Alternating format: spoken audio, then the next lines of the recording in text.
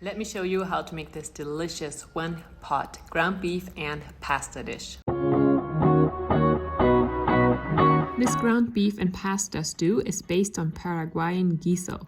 My mother-in-law taught me this super easy and so convenient one-pot dish that is so perfect if you need a quick dinner on weeknights. To start, we're going to heat a large pot or Dutch oven and then add 1 tablespoon of oil. Add 1 pound of ground beef to the pan or pot and then start breaking it up as you're browning the meat. Season the ground beef with 2 teaspoons of salt, half a teaspoon of black pepper, and 1 teaspoon of cumin. When the meat is browned, add 1 large chopped onion as well as 3 minced garlic cloves. Stir these into the ground beef and saute until the onion turns translucent. Now it's time for the rest of the vegetables. 1 diced carrot, 1 cube potato, and 1 can of diced tomatoes or chop up 2 fresh tomatoes, as well as 4 cups of beef broth.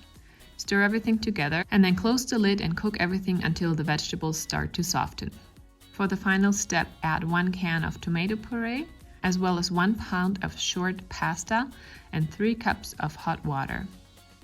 Stir the pasta into the stew and then close the lid again and cook until the pasta softens. That takes anywhere from 9 to 13 minutes and most of the liquid will be absorbed by the end of that time. Now open the lid and stir everything together. Top with your favorite chopped fresh herbs and this easy one-pot dinner is ready to serve. Like most one-pot pasta dishes, this recipe is best served right away.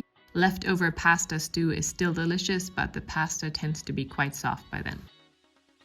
Thank you so much for watching. I hope you enjoy this easy dinner recipe and I will see you next time. Bye for now.